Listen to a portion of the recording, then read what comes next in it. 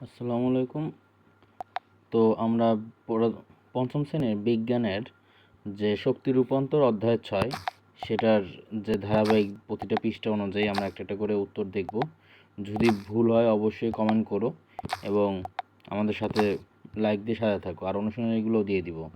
তো আমরা শুরু করছি।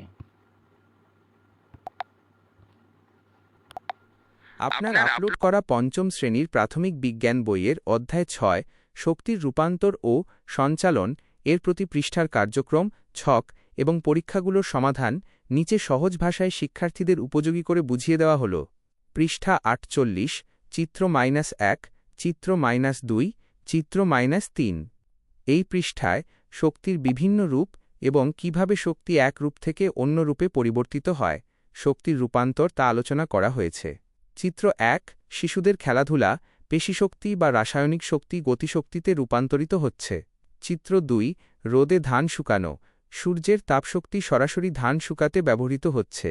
চিত্র 3, সোলার প্যানেল সৌরশক্তি সূর্যের আলো বিদ্যুৎ শক্তিতে রূপান্তরিত হচ্ছে। পৃষ্ঠা 49, ছক পূরণ সূর্য থেকে পাওয়া শক্তির রূপ। এই পৃষ্ঠার ছকটিতে সূর্যের শক্তি সরাসরি এবং পরোক্ষভাবে কোন কোন রূপে রূপান্তরিত হচ্ছে তা ছবির ক্রমিক নম্বর 1 থেকে 6 অনুযায়ী লিখতে হবে। ছবির নম্বর: শক্তির রূপ বা এই রূপান্তর 1, গাছপালা সৌরশক্তি উদ্ভিদের খাদ্য তৈরির মাধ্যমে রাসায়নিক শক্তিতে রূপান্তরিত হয়। 2, ধান শুকানো সৌরশক্তি সরাসরি তাপশক্তি হিসেবে কাজ করে।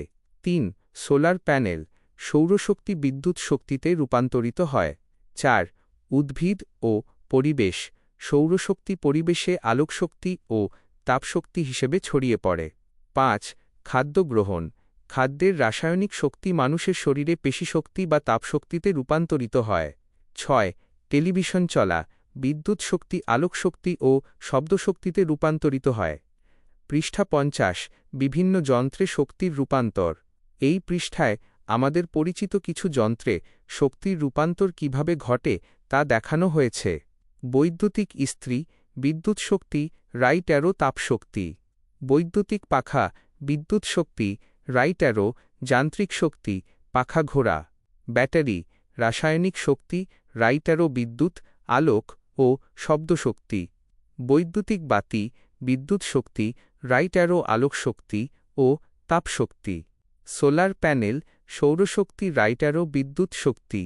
পৃষ্ঠা 51, ছক পূরণ টর্চলাইটের ব্যাটারি ও বাল্বের পরীক্ষা। টর্চলাইটের ব্যাটারির সাথে তার দিয়ে বাল্ব যুক্ত করার পরীক্ষার পর নিচের ফাঁকা ঘরগুলো এভাবে পূরণ করতে হবে। ব্যাটারির রাসায়নিক শক্তি: এর থেকে বড় বিদ্যুৎ শক্তি, এর থেকে বড় আলোক শক্তি, এর থেকে বড় তাপশক্তি। ফলাফল: ব্যাটারির রাসায়নিক শক্তি প্রথমে তারের মধ্য দিয়ে বিদ্যুৎ শক্তিতে পরিণত হয়। সেই বিদ্যুৎ শক্তির কারণে বাল্বটি জ্বলে ওঠে যা আমাদের আলোক শক্তি দেয় এবং বাল্বটি হাত দিয়ে স্পর্শ করলে গরম লাগে যা তাপশক্তি। পৃষ্ঠা 52, পরীক্ষণ 1 চামচ ও মোমের পরীক্ষা। গরম পানির কাপে ধাতব চামচ ডুবিয়ে রাখলে চামচের মাথায় থাকা মোমটি গলে যায়। ছকের উত্তর: চামচের প্রান্তে লাগানো মোমটি গলে গেছে কেন? উত্তর: গরম পানি থেকে তাপ ধাতব চামচের মধ্য দিয়ে পরিবাহিত হয়ে চামচের অপর প্রান্তে পৌঁছেছে। এই তাপের কারণে চামচের মাথায় থাকা মোমের টুকরোটি গলে নিচে পড়ে গেছে। একে পরিবহন পদ্ধতি বলে। পৃষ্ঠা 53, পরীক্ষণ 2, পানিতে রং ও বিকারের পরীক্ষা। বিকারের নিচে মোমবাতি দিয়ে তাপ দিলে নিচের রঙিন পানি উপরে উঠে আসে। ছকের উত্তর: বিকারের উপরের দিকের পানিতে রং দেখা যাচ্ছে কি? কেন এমন হল?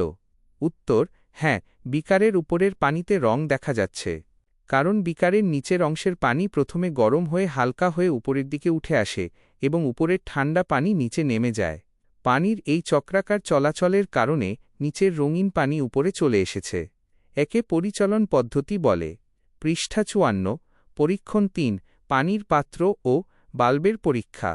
পানির পাত্রের উপরে একটি বৈদ্যুতিক বাল্ব জ্বালিয়ে রাখলে পাত্রের পানি গরম হয়ে যায়।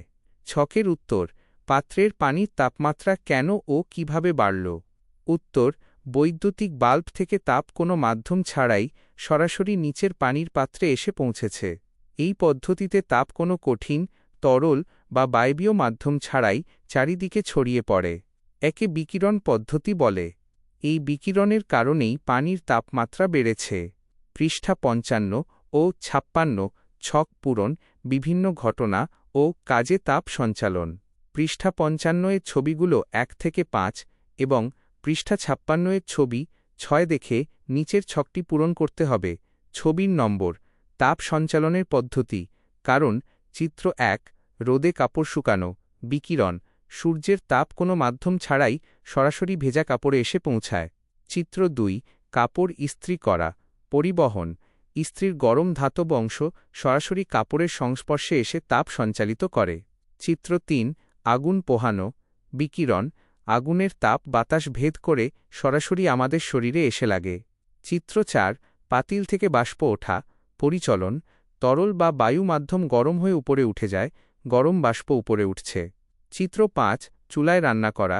পরিচলন ও পরিবহন: পাতিলের ভেতরের পানি পরিচলন পদ্ধতিতে এবং পাতিলটি পরিবহন পদ্ধতিতে গরম হয়। চিত্র ৬, রোদে ধান শুকানো। বিকিরণ: সূর্যের তাপ কোনো মাধ্যম ছাড়াই সরাসরি মাটিতে রাখা ধানে এসে পৌঁছায়। পৃষ্ঠা ৫৭ ছক পূরণ, আলো সোজা পথে চলে। ৩টি ছিদ্রযুক্ত শক্ত কাগজ লাইনে রেখে মোমবাতির আলো দেখার পরীক্ষণ পর্যবেক্ষণ যখন শক্ত কাগজের টুকরোগুলোর ছিদ্র একই সরল রেখায় থাকে। মোমবাতির আলো পরিষ্কারভাবে দেখা যায়। যখন শক্ত কাগজের টুকরোগুলোর ছিদ্র একই সরল রেখায় থাকে না, একটু ডানে বামে সরানো হয়। মোমবাতির আলো আর দেখা যায় না, অন্ধকার দেখায়। সারসংক্ষেপ: এই পরীক্ষা থেকে প্রমাণিত হয় যে আলো সবসময় সরল রেখায় বা সোজা পথে চলে।